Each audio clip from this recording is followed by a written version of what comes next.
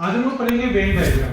Venn diagram तीन concept पर काम करता है। एक होता है ऑल, एक होता है सम,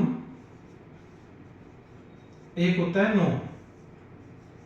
अब देखो, ऑल का पिक्चर हमेशा इन से आउट की ओर बनाते हैं, इन से आउट, आउट से इन नहीं बनेगा। आउट से इन का कॉन्सेप्ट ऑल के लिए तो नहीं होगा, लेकिन सम के लिए हो सकता है। तो हम ये ऑल पढ़ रहे हैं, इसलिए इन से आउट की ओर ही देखेंगे। ठीक है। सम का पिक्चर दोनों में कहीं ना कहीं कोई संबंध होता है। ठीक है। और नो का पिक्चर एकदम डिफरेंट होता है। जैसे तुमको एक एग्जांपल दिए, birds crow, all birds are crow. तो इन में हम ऑल लिखते हैं, ऑल बर्ड्स आर क्रो, ये रॉन्ग हो जाएगा। क्यों? कि बर्ड्स, सारा बर्ड्स क्रो नहीं होता है। अब इधर से बोल के देखो, ऑल क्रो आर बर्ड्स, तो इधर से बोलने में ये सेट हो जाएगा ऑल, यानी इन में कौन हो गया? क्रो, और आउट में क्या हो गया? बर्ड्स। तो हो गया ऑल का कॉन्सेप्ट। अब जिससे बोल दिए boy doctor, all boys are doctor, इधर से पहले बोल के देखेंगे ऑल करके, नहीं सेट हुआ। इधर से बोल के देखो, ऑल डॉक्टर आर बॉयज, इधर से भी सेट नहीं हुआ। अब सम बॉयज आर डॉक्टर, हाँ कुछ लड़के डॉक्टर हो सकते हैं, यानी ये सम का कॉन्सेप्ट बता दिया। अब जैसे लिए जीन्स और T shirt, all jeans are T shirt, नहीं चला। इधर से बोल के देखो, all T shirt are jeans, नहीं चला। Some jeans are T shirt, नहीं चला। यानी ना सम सेट हो रहा है ना ऑल सेट हो रहा है। इन दोनों में क्या है? नो का संबंध है। पर एग्जाम में अभी हम दो दो आइटम लिख के बताए आपको। पर एग्जाम में टोटल 3 आइटम का एग्जाम में पूछता है वेन डायग्राम। और 3 आइटम का जब देखेंगे तो टोटल हमारा 10 पिक्चर बनता है। 10 पिक्चर हम लोग देखते हैं।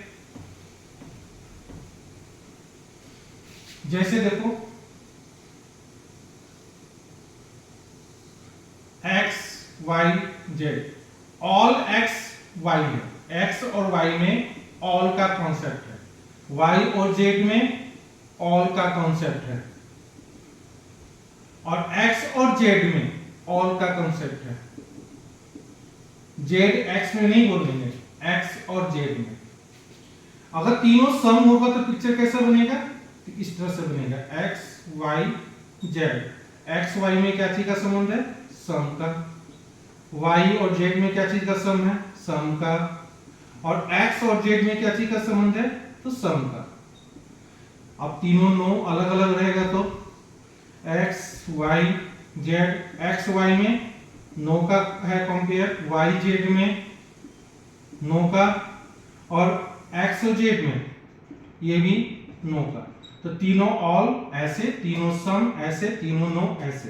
एक और देखते हैं, टोटल 10 पिक्चर बनते हैं। x y z, x और y में तो सम का कॉन्सेप्ट बन रहा है, y और z में भी सम का कॉन्सेप्ट बन रहा है, और x और z में नो का कॉन्सेप्ट बन रहा है। ठीक है। एक और देखते हैं, x y z, x और y में नो का कॉन्सेप्ट बन रहा है, y और z में ऑल का कॉन्सेप्ट बन रहा है। जितना y है सब z में है, और x और z में ऑल का कॉन्सेप्ट बन रहा है। तो टोटल हम लोग 5 पिक्चर बना दिए। और हम लोग देखते हैं, x y z, x और y में क्या चीज का कॉन्सेप्ट है? सम का। y और z में क्या चीज का संबंध है? ऑल का। और x और z में क्या बन रहा है? ऑल का। अगला देखते हैं, x y z, तो x और y में क्या चीज का संबंध है? ऑल का। y और z में क्या चीज का संबंध है? कोई संबंध नहीं है, नो का। और x और z में भी क्या है?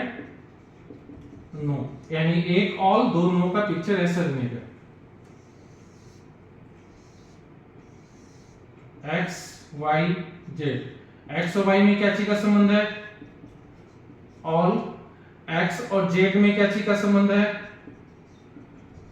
नो। और वाई और जेड में क्या चीज का संबंध है? सम का। एक और देखते हैं,